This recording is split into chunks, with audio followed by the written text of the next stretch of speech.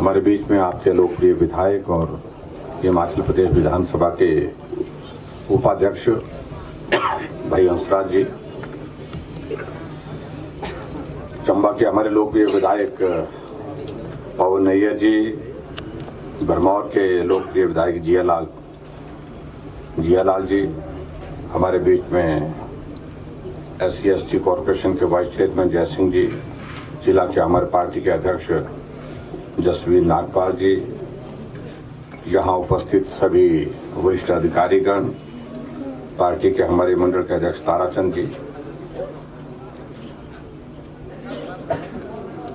महिला मोर्चा की जिला की अध्यक्ष कांता जी और हमारी पार्टी की वरिष्ठ नेत्री कृष्णा महाजन जी, सभी पंचायती राज संस्थाओं के चुने हुए प्रतिनिधि, उपस्थित सभी भाइयों बहनों और पत्रकार मित्रों,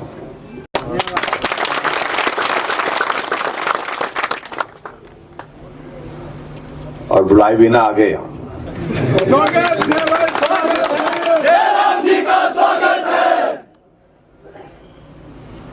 कार्यक्रम कुछ और था,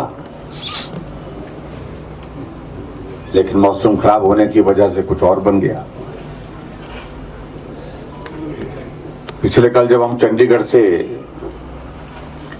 चंबा के लिए चले थे तो हम मान करके चले थे कुछ ना कुछ गड़बड़ जरूर होगा। पहले तो यही लग रहा था कि चंबा पहुंच नहीं पाएंगे। पायलट ने कहा कि मैं कोशिश करूंगा, जहां तक पहुंच सकता हूं पहुंच जाऊंगा। मैंने कहा जहां पहुंच जाएंगे वहां आपको उतार देना, हम पैदल चले जाएंगे।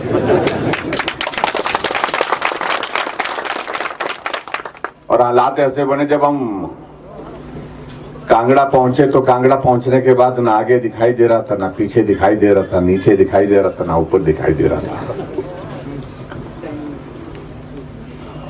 और मैंने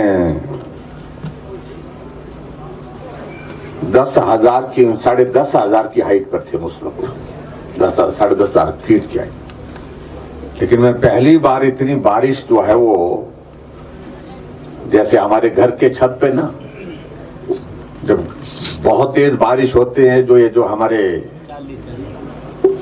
जहां से पानी नीचे गिरता है, जो नाली जैसी होती है, तो ऐसा पानी आता ना, खूब जोर से आता है।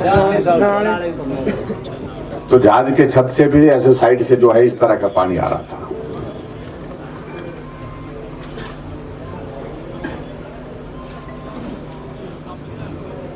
और एक बार ऐसे हालात बन गए कि हम, मुझे कहा उनने कि लगता है हमको वापिस जाना पड़ेगा। लेकिन धीरे से थोड़ा सा आगे निकले, थोड़ा कुछ मौसम ठीक हुआ, और जिस रास्ते से चंबा जाते थे हेलीकॉप्टर वाले, तो उस रास्ते से न जाकर के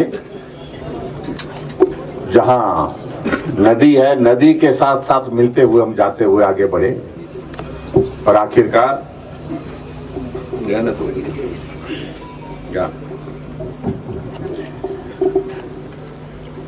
चंबा से हमको ये सारे लोग फोन कर रहे थे, यहाँ तो मौसम खराब है। हमने कहा कि जितना खराब पहले रास्ते में देखा उतना खराब नहीं है यहाँ। और आखिरकार भरपूर बरसात में हम चंबा उतरे, पहुंच गए।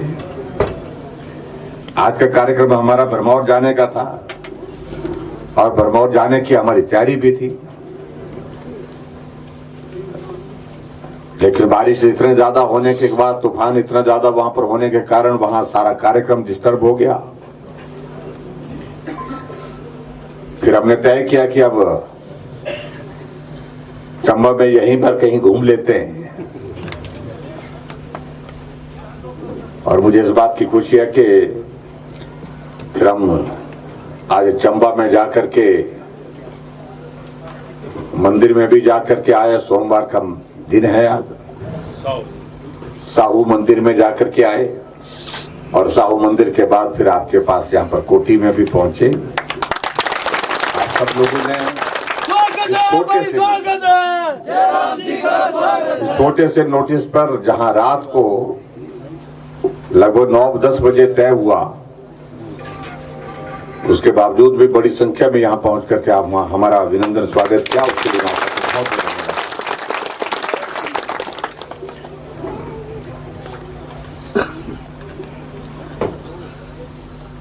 पिछले कल मिंजर का मेला समाप्त हुआ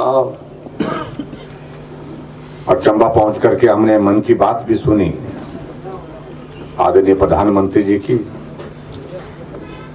और सचमुच में इस बात को लेकर के बहुत आनंद आया जब प्रधानमंत्री जी ने पूरे देश के सामने चंबा के मिंजर के मेले का जिक्र किया। जय श्री राम, जय श्री राम। मिंजर मेले की नाटी, हमारी चंबा की संस्कृति पूरे देश नहीं दुनिया ने देखी है पिछले कल। और उन्होंने इस बात का भी जिक्र किया कि मुझे जानकारी मिली है कि इन दोनों में मिंजर का मेला चला हुआ है।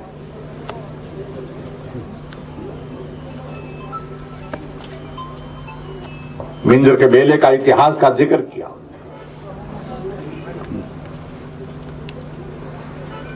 मिंजर के मेले की विशेषताओं का जिक्र किया।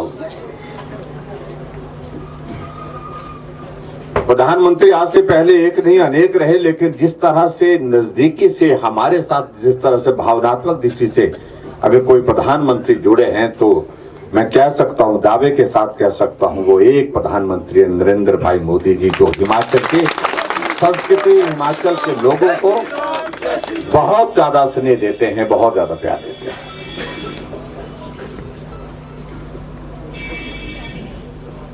यहां तो ऐसे भी नेता आते हैं जो मिंजर का मेला चंबा में होता है वो हमीरपुर में जिक्र कर जाते हैं।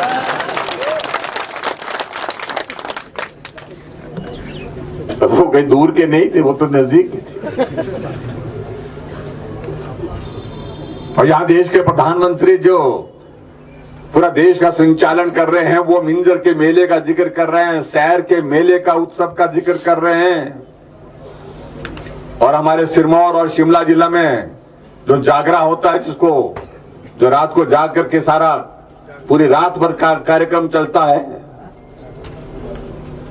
उसका उन्होंने जिक्र किया। कितना अंतर है चीजों में, देखिए।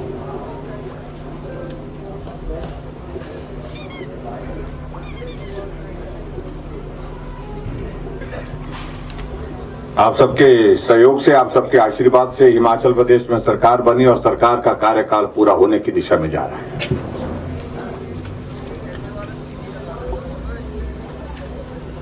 और ये सरकार का कार्यकाल बहुत अलग तरह की परिस्थितियों का रहा है।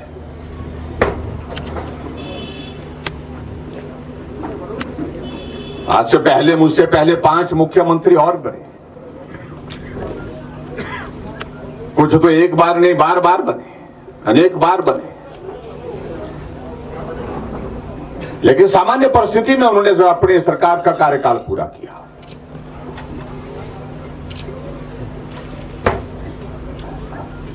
लेकिन जब हमारा कार्यकाल शुरू हुआ तो कोविड का दौर, इतना बड़ा दौर जिसमें 2 से 2.5 साल का वक्त जाया हुआ, अभी भी संकट समाप्त नहीं हुआ है। अभी भी हमारे लिए परेशानी और चिंता का विषय बना हुआ है।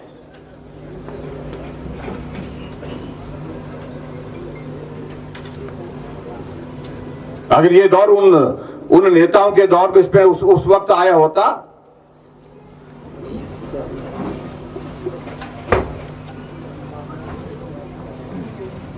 तो उनके अनुभवों से हम कुछ सीखते, लेकिन उनके दौर में इस प्रकार की परिस्थितियां नहीं थी। लेकिन फिर भी उसके बावजूद मैं इस बात के लिए आप सबका धन्यवाद करना चाहूंगा कि कोविड के मैनेजमेंट में जिस तरह से आप सबका सहयोग रहा, समर्थन रहा, मैं हिमाचल प्रदेश की जनता का एहसान चुकता नहीं कर सकता।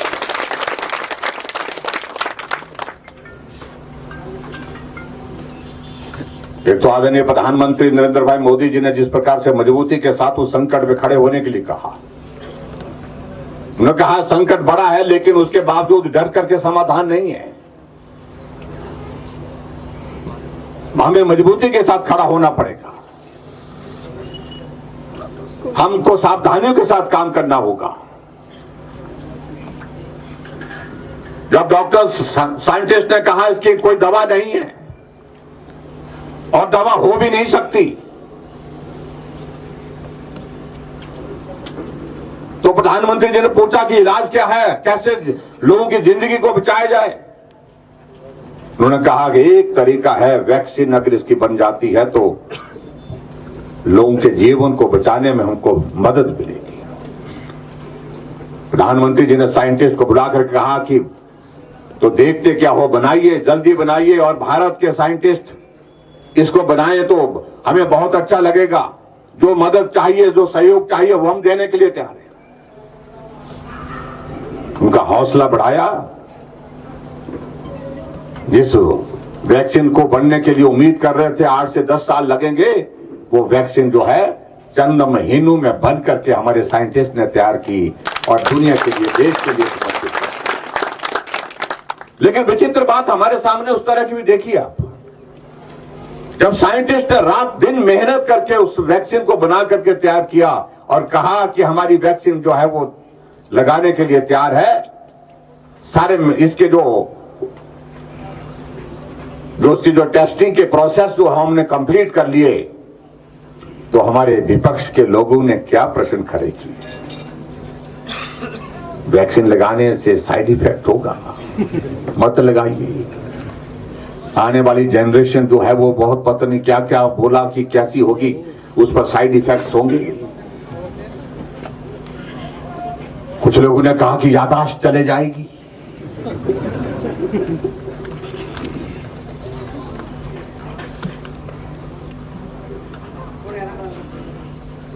यानी कि लोगों की जिंदगी को बचाने के लिए एकमात्र विकल्प जो वैक्सीन था, उसको भी राजनीतिक दृष्टि से रोकने की कोशिश की गई है।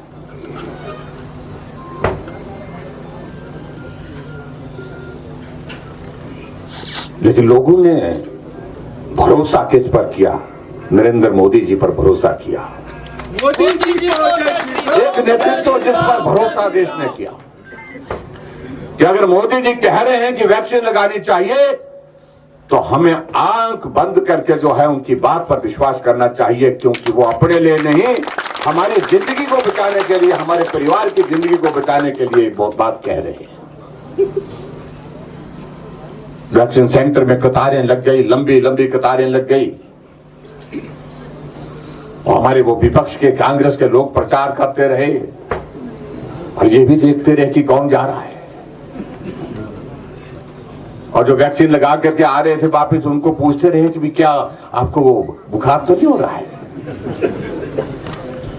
आपको कोई साइड इफेक्ट, चक्कर तो नहीं आया आपको, जैसे कि वो उन्होंने टेस्टिंग करनी है। लोगों ने कहा कुछ नहीं हुआ, ना बुखार आया, ना चक्कर आया, ना साइड इफेक्ट हुआ, ना रिएक्शन हुआ। तो आखिरकार वही जो लोग विरोध करने वाले मास्क पहन करके वैक्सीन सेंटर जाकर के पहुंचे और जाकर के वहां वैक्सीन लगा करके आए।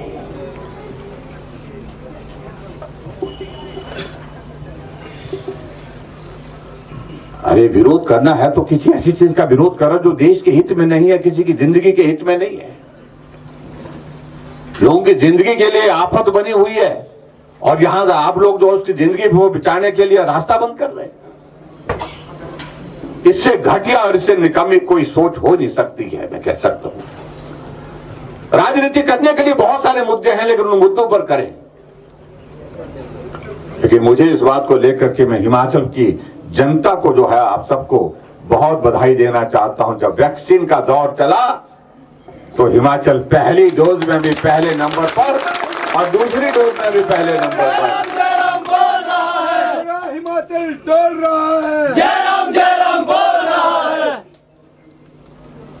और आदरणीय प्रधानमंत्री जी ने देश के साथ, पूरे हिमाचल के लोगों के साथ जुड़ करके जो है वर्चुअल कार्यक्रम में अपना संबोधन में कहा कि इस बहुत बड़े संकट में हिमाचल चैंपियन बन करके उभरा है। उनने पूरे देश के सामने संदेश,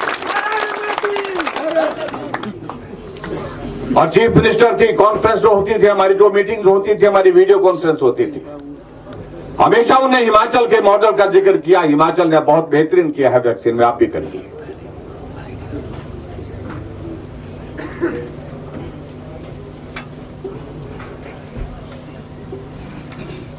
अभी वैक्सीन की एक डोज हो गई, दूसरी डोज हो गई, अब तो बूस्टर डोज लग रही है। मेरा आप सबसे भी इस बात के लिए विनम्र निवेदन है कि जो बूस्टर डोज लग रही है उसको भी पूरा करें, जल्दी पूरा करें। मेरा आप सबसे निवेदन है, अपने परिवार में, अपने रिश्तेदारी में, अपने साथी मित्रों के साथ मिलकर के आप जो उसमें भी अपना सहयोग दें। अब जब चुनाव आ रहा है तो शोर डाल रहे हैं हमारे कांग्रेस के लोग कि हम आ रहे हैं, बोलते हैं। सपने में आ रहे हैं, सपने में आएंगे कहां से भाई, कहां से आएंगे, कहां से गुंजाइश बची आने के लिए।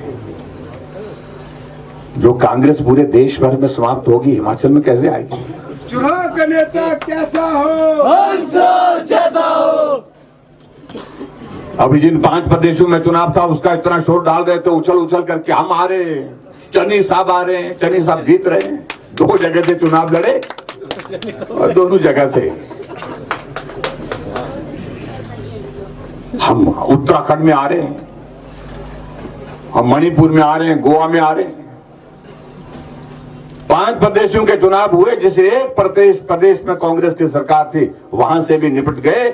और उसके बाद दूसरी तरफ देखिए, जिन 4 प्रदेशों में भारतीय जनता पार्टी की सरकार थी, सभी में फिर भारतीय जनता पार्टी की सरकार बनी।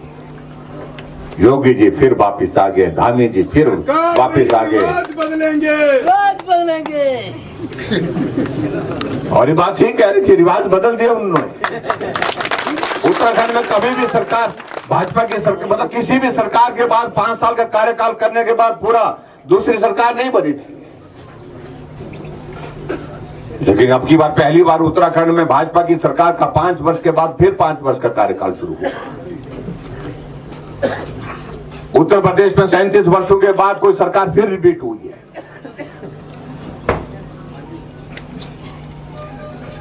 जब हम चारों तरफ देख रहे हैं, हालात देख रहे हैं, परिस्थितियां देख रही है, जब कांग्रेस पूरे देश भर में, उत्तर प्रदेश में चुनाव लड़ी, 400 से ज्यादा सीटें हैं, कितनी सीटें आई? 2।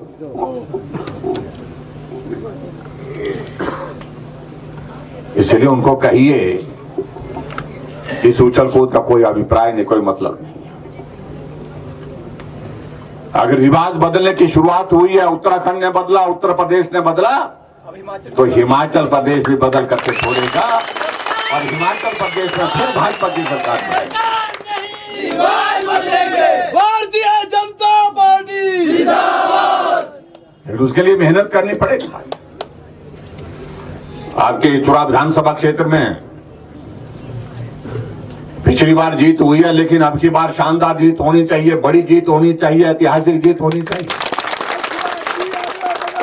तो उस बार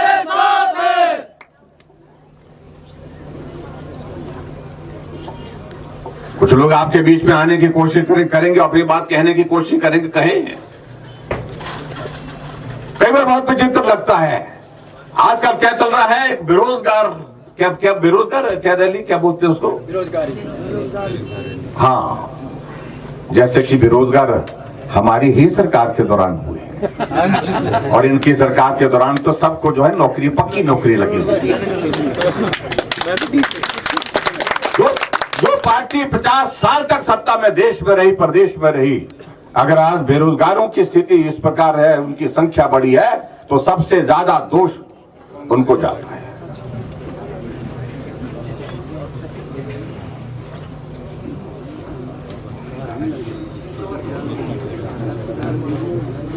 आज आप लोगों के बीच में आकर के बात कहने की कोशिश कर रहे हैं,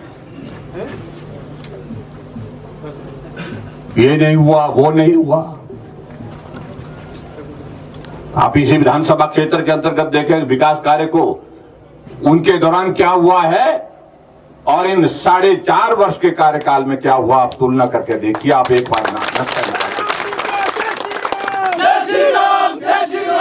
पूरा हिमाचल डर रहा है में और ज्यादा काम कर सके। कोई छोटा सा एक मुद्दे को लेकर के अपनी बात कहता है, कर्मचारी बोलता है तो बोलता है कि ये हम करेंगे, बोलते हैं। और एक नेता तो ऐसे है कि वो घोषणा किए जा रहा है, जैसे कि उनको नेता घोषित कर दिया गया है।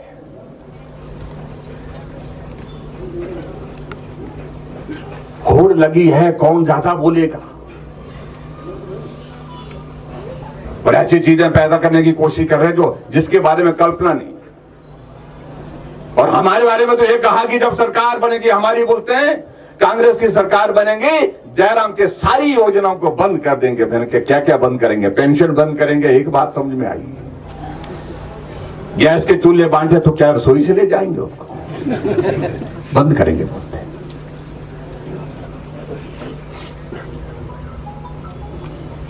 हमने गरीब आदमी के इलाज के लिए हिमकेयर की शुरुआत की है।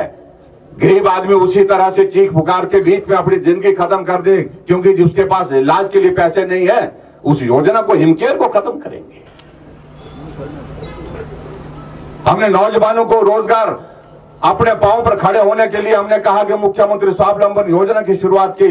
नौजवान हजारों की संख्या में आगे अपना कारोबार शुरू कर रहे हैं, क्या उसको भी बंद करेंगे?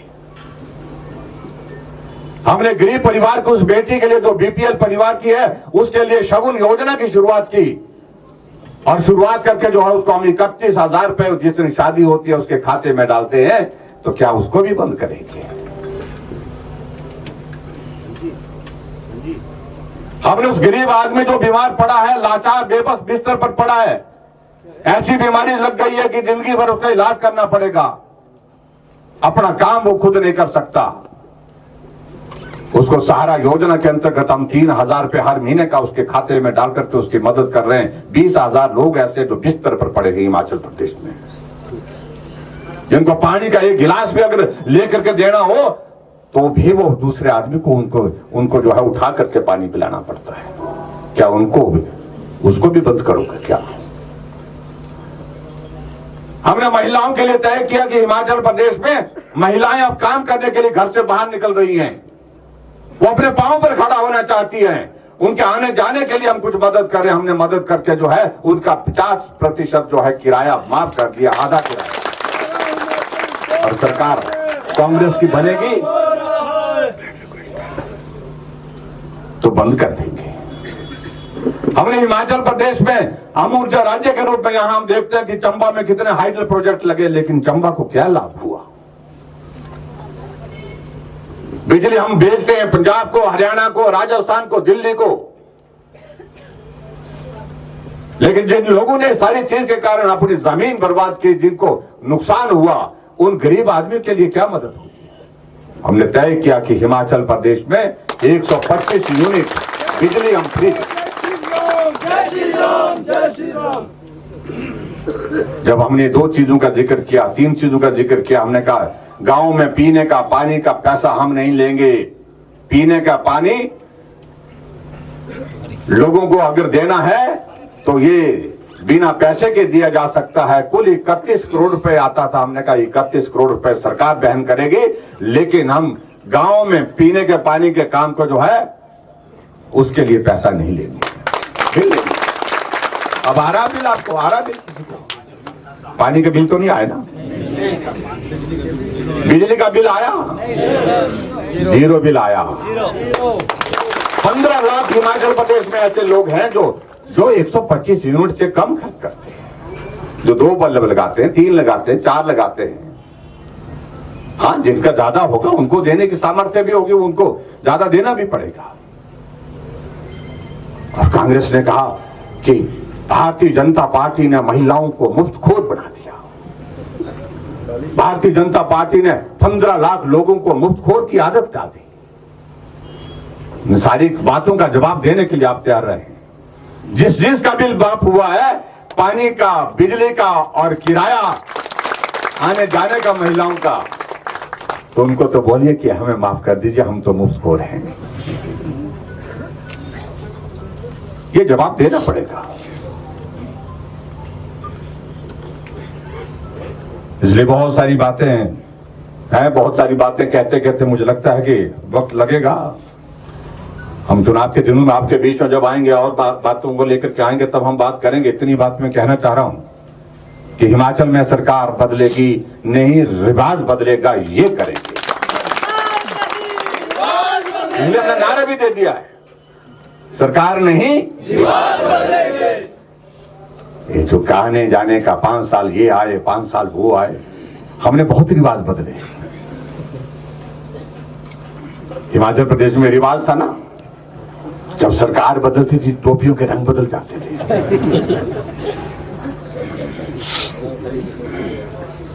लेकिन आपने देखा होगा कि हमने कहा कि ये गलत परंपरा है, हिमाचल की टोपी, हिमाचली टोपी ये हमारी शान है, जिसको हम सिर पर रखते हैं वो हमारी पहचान है, इसको राजनीति से मत जोड़िए।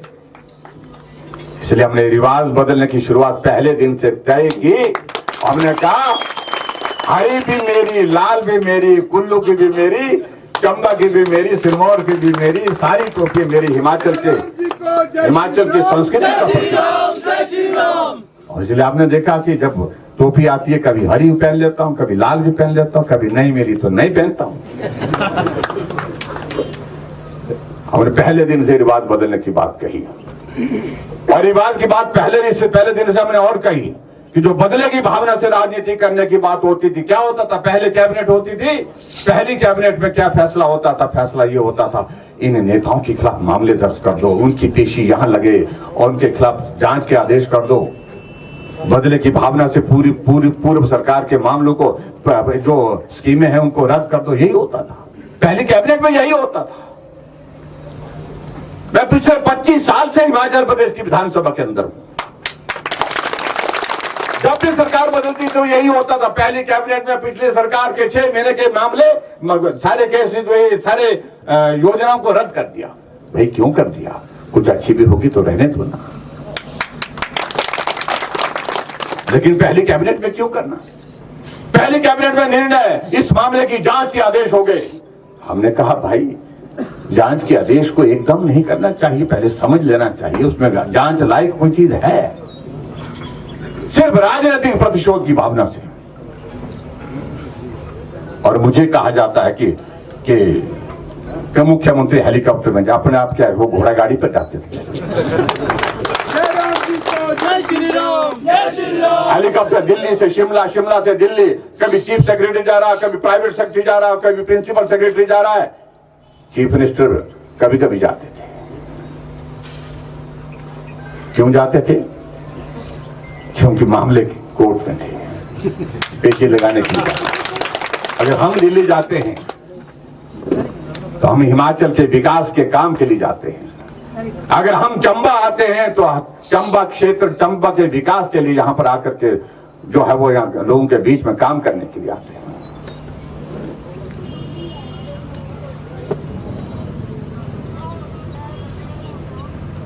इसलिए बहुत सारी चीजों को छोड़ देता हूं। मैं समझता हूं कि धूप बहुत तेज हो रही है। चंबा में जब बरसात होती है वो भी तेज होती है, धूप होती है तो भी तेज होती है। आज तो सर शिवजी महाराज की बड़ी कृपा, और आज शिवजी महाराज की कृपा तो है ही। मैं आप सबको बहुत बहुत शुभकामनाएं देता हूं। और कुछ चीजों को लेकर के उन्होंने बात कही है, उन सारी चीजों को देखेंगे। जो एक बात कही है, वीडियो के ऑफिस से संबंधित जो बात कही गई है, और उसमें पंचायतें कितनी पंचायतें? जय श्री राम, जय श्री राम। 26 नहीं, मैं देखिए 16 पंचायत।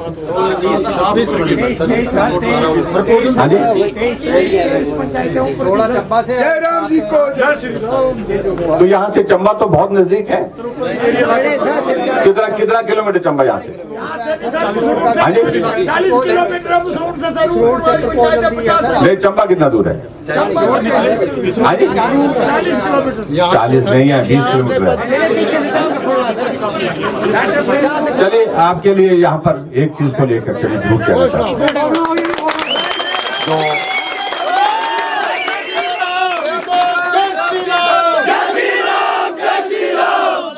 तो आपके लिए ये वीडियो ऑफिस की मांग को मैं स्वीकार करता हूं,